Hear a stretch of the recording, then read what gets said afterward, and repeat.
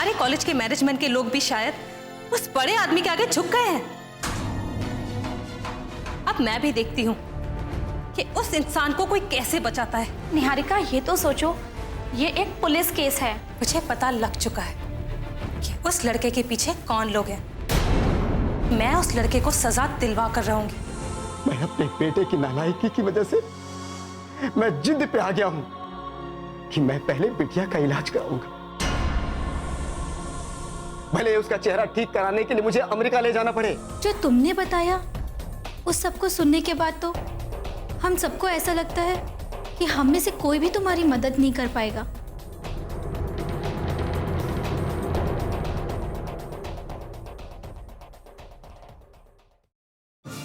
वो गवाही नहीं देगी, कोई कुछ नहीं करेगा।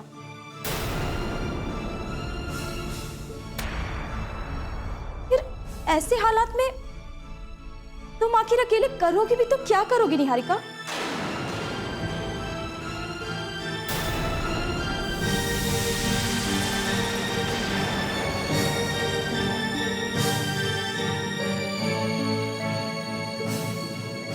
अकेली। हाँ, अकेली।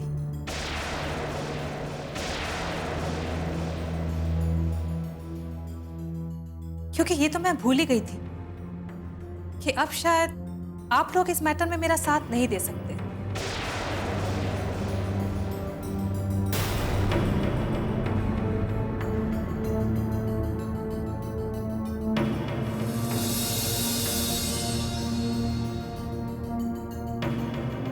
निहारिका, हम सबको गलत मत समझो प्लीज।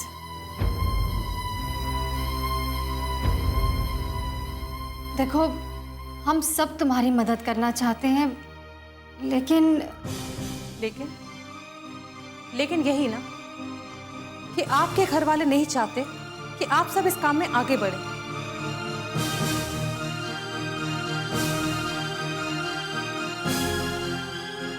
आप अपनी जगह पर सही हैं। हो सकता है कि आपकी मजबूरियां हैं,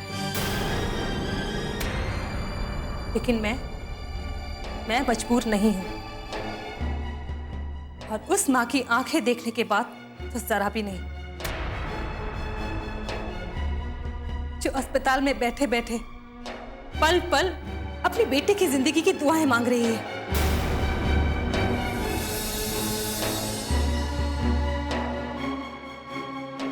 निहारिका, तुम्हें हमें गलत समझना है तो समझ लो, लेकिन एक बात बताओ, तुम इतने सारे झूठे मक्कार लोगों के साथ कैसे लड़ोगी? क्या करोगी तुम?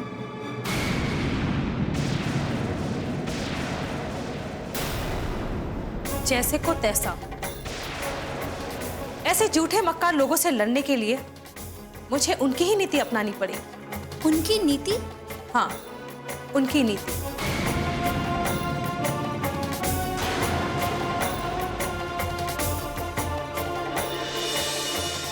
झूठे के झूठ की तह तक पहुंचने के लिए अगर झूठ का भी सहारा लेना पड़े ना, तो वो गलत नहीं होगा। और ये मेरा आखिरी फैसला है।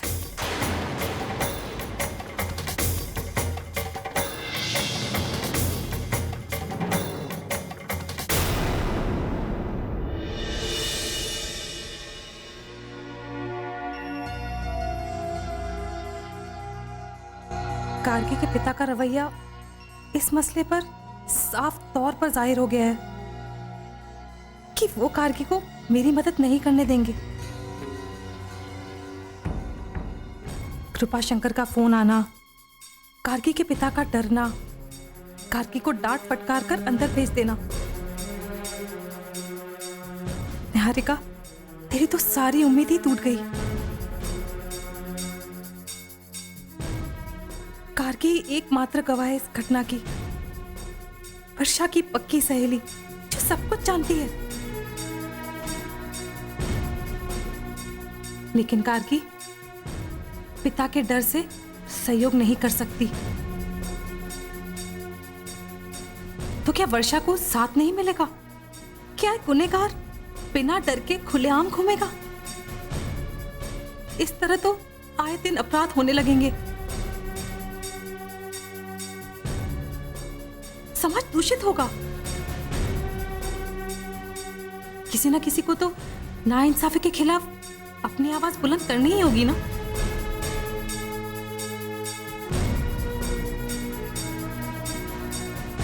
भले ही आज कोई भी मेरा साथ देने को आगे नहीं आ रहा है, मगर फिर भी मैं प्रशांत के खिलाफ लड़ूंगी।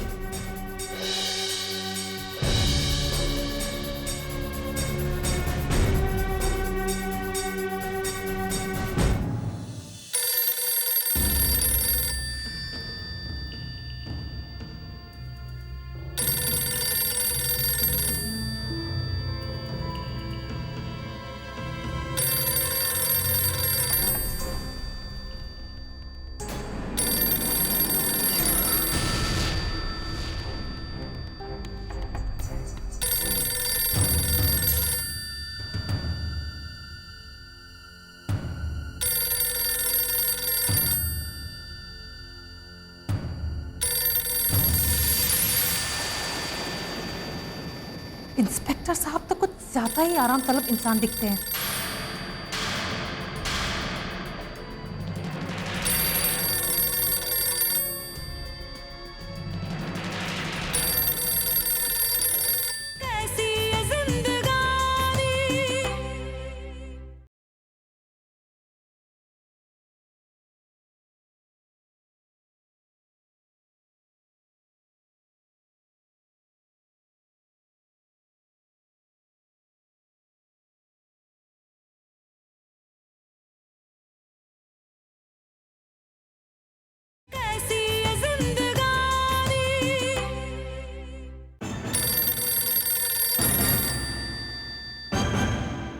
हेलो। अरे अरे अरे अरे, कौन है मैडम आप? और यहाँ क्या कर रही हैं? रखिए फोन। मैं यहाँ आपकी ड्यूटी निभा रही हूँ। अरे मैं कब से देख रही हूँ कि फोन की घंटी बजे जा रही है, पर आप लोग है कि उठाते ही नहीं। कान में क्या रुई ठूस कर बैठे हैं? अपनी ड्यूटी क्यों नहीं निभाते?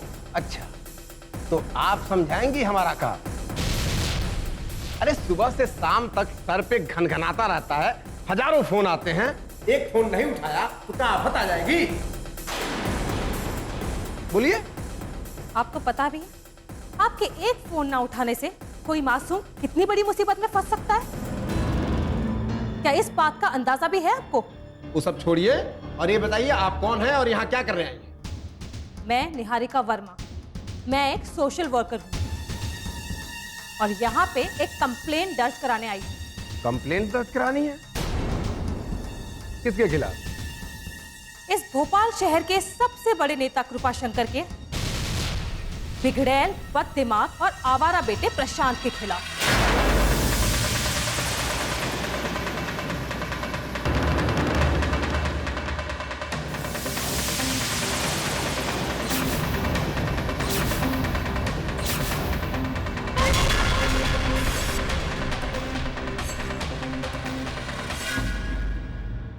कृपा शंकर के बेटे के खिलाफ?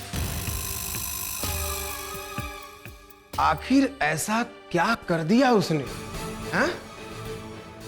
उसने एक मासूम लड़की वर्षा के चेहरे पर तेजाब फेंका है, जो अभी भी जख्मी हालत में सदमे से बेहोश पड़ी है हॉस्पिटल में।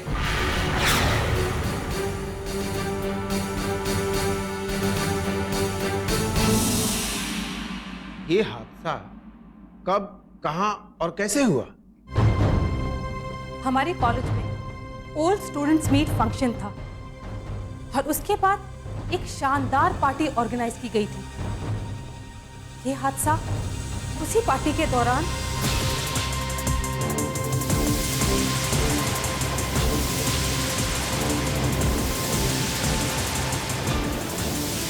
इंस्पेक्टर साहब, आप इसी वक्त प्रशांत के खिलाफ एक्शन लीजिए। देखिए मैम, जिस समय ये घटना हुई उस समय वहां पर आप तो मौजूद थी ही नहीं और ना ही उस पार्टी में शामिल कोई अन्य। इसका मतलब आपके पास उस घटना का कोई सबूत नहीं है और बिना गवाह और सबूत के एक नेता के खिलाफ हम एक्शन नहीं ले सकते। देखिए, इस वक्त आप मेरी कंप्लेन दर्ज कीजिए। सबूत और गवाह सही वक्त आने पर आपको मिल जाएंगे। ठीक है मैडम, आप जाइए। जब आप सबूत लेके आ जाएंगी, हम उसके खिलाफ कंप्लेंट भी लिखेंगे और एक्शन भी लेंगे। समझ गई। आप जैसे खाकी वर्दी वाले सफेद पोशाकधारी नेताओं के गुलाम हैं। उनके हाथों की कठपुतलियां हैं। उनके पैरों की जूती बनकर जीना अपनी शान समझते हैं। ए मैडम, मैं क्या हूं और क्या नहीं हूं, इससे आपको क्या मतलब? आप अपना गुस्सा संभाल के रखिए और पहले जाइए, सबूत लेकर आइए, फिर मुझे जो करना होगा हम करेंगे।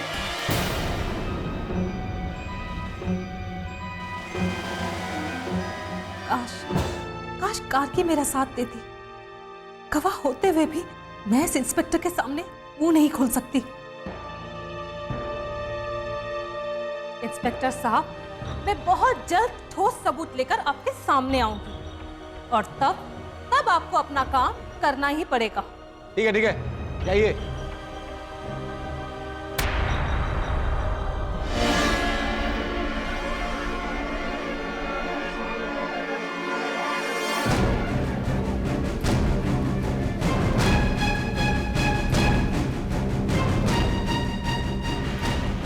ये वर्दी आम इंसान की मदद और उनकी हिफाजत के लिए बड़े भरोसे के साथ सरकार आप लोगों को सौंपती है, मगर अफसोस कि आप लोग इसकी इज्जत नहीं रख पाते।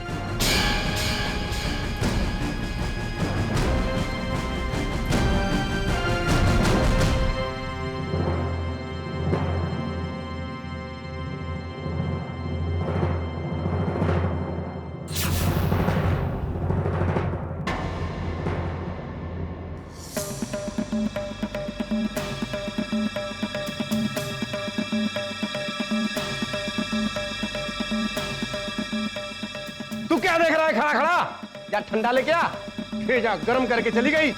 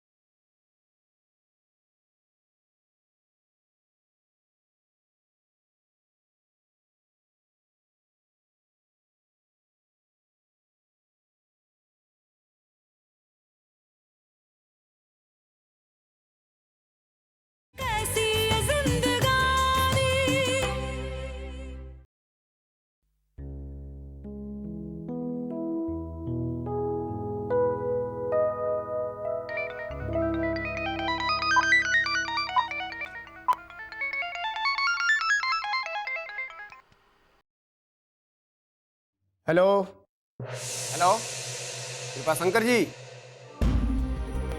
हम इंस्पेक्टर विनोद तिवारी बोल रहे हैं। हाँ, इंस्पेक्टर तिवारी। कैसे हैं आप? कैसे याद किया आपने? हाँ? अरे हम तो एक ईमानदार नेता हैं। हमें फोन करने की जरूरत आपको क्यों पड़ गई? हाँ? कृपा शंकर जी, अब इतने भी भोले मत बनिए। एक खबर मिल चुकी है आपके बेटे प्रशांत की बहादुरी के कारनामे। ओहो, अरे हमारे बबुआ प्रशांत थोड़ा नासमझ है, जिद्दी किस्म का है। अरे जवान है तो ऊपर से ये इश्क मोहब्बत का जुनून भी सवार हो गया। अच्छा छोड़िए, ये खबर आप तक पहुंची कैसे? हाँ? कोई रिपोर्ट दर्ज करवाने तो नहीं आया था ना? आया था नहीं, आई थी। अच्छा, एक महिला बड़े तेवर में आई थी। क्या नाम बताया था उसने? निहारिका वर्मा। खुद को सोशल वर्कर बता रही थी। देखिए कृपा शंकर जी, उसके बहुत जोर देने पर भी हमने प्रशांत के खिलाफ एफआईआर दर्ज नहीं की। हम जानते हैं आप डॉक्टर को अपना दबाव दिखाकर इस मामले को हम तक तो नहीं पहुंचने दिया,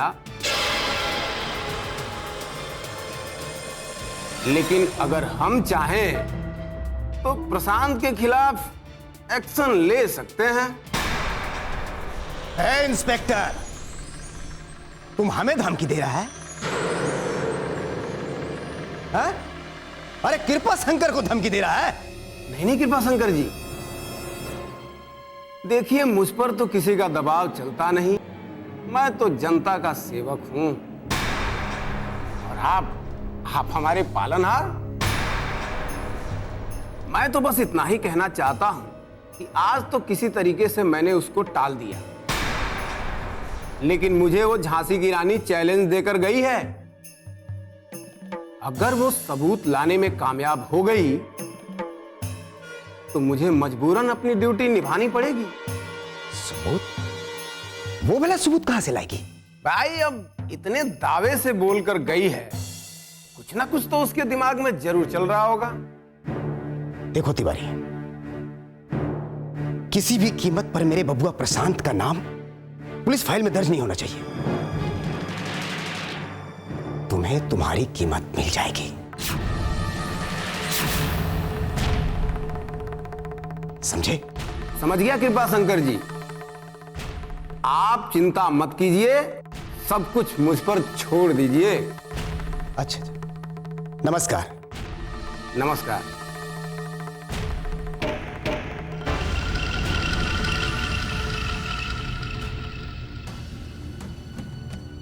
पता नहीं ये समाज सेविका कहां से आकर टपक पड़ी। अरे अच्छा खासा मामला दब चुका था, अब ना जाने एक नई मुसीबत कितनी नई नई मुसीबतों को लेकर आएगी।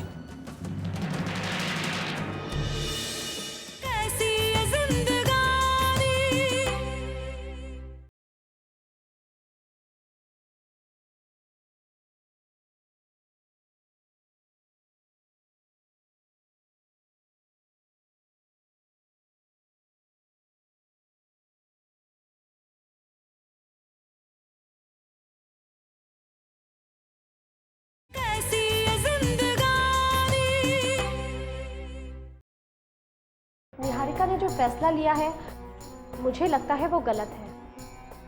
गलत तो बहुत कुछ हो रहा है रूपाली।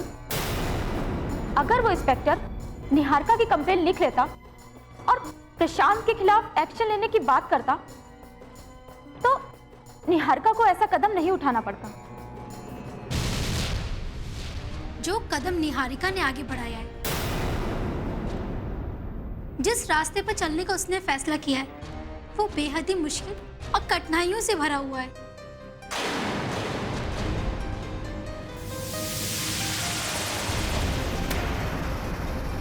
हमें तो निहारिका की बहुत फिक्र हो रही है। प्लीज आप लोग उसे समझाकर रोकिए। वो नहीं रुकेगी। समाज सेवक की बेटी है वो, एक बार जो काम करने का बीड़ा उठा लेती है ना, फिर उसे करके ही दम लेती है।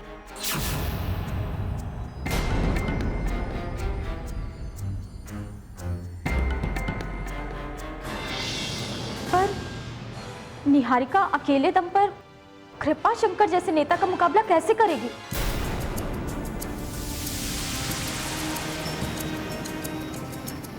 मुझे लगता है हम सबको उसका साथ देना चाहिए।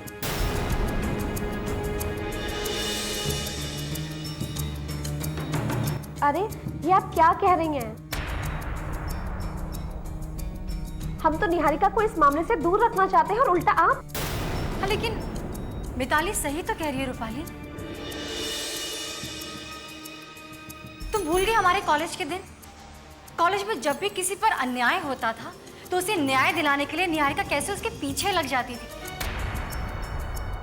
और हम चारों उसे हौसला दिलाने के लिए हमेशा उसके साथ साथ रहते थे।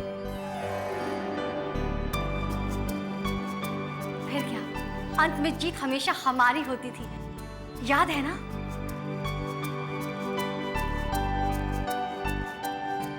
और हम पांचों मुट्ठी बनकर अन्याय को मुंह तोड़ जवाब देते थे, और फिर अपनी जीत का जश्न मनाते थे। आज बरसों बाद ऐसा मौका आया है। फर्क बस इतना है कि पहले हम अपने फैसले खुद लेते थे, लेकिन आज हमें फैसला लेने के लिए अपने पति से परमिशन लेनी होगी।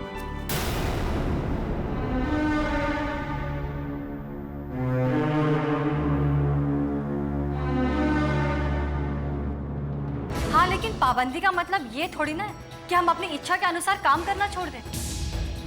माना कि आज हम सबकी शादी हो गई, लेकिन इसका मतलब ये नहीं है कि बीवी बनने के बाद हम अपना अस्तित्व, अपनी पहचान छोड़ दें।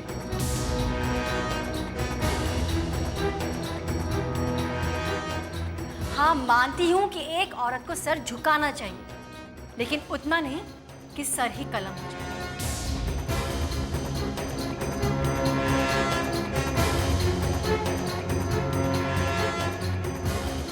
मैं निहारिका का साथ दे रही हूँ, एंड दैट्स फाइनल।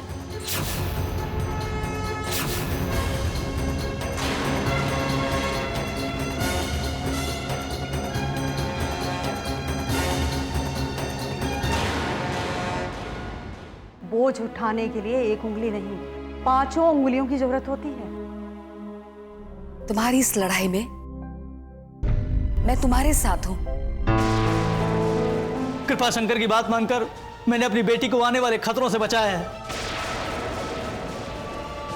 हमें पुलिस कानून के पचड़े में नहीं पड़ना है। हमें बख्श दीजिए प्लीज। आपका फैसला आपको मंजूर होगा, लेकिन हम उस लड़के को नहीं छोड़ेंगे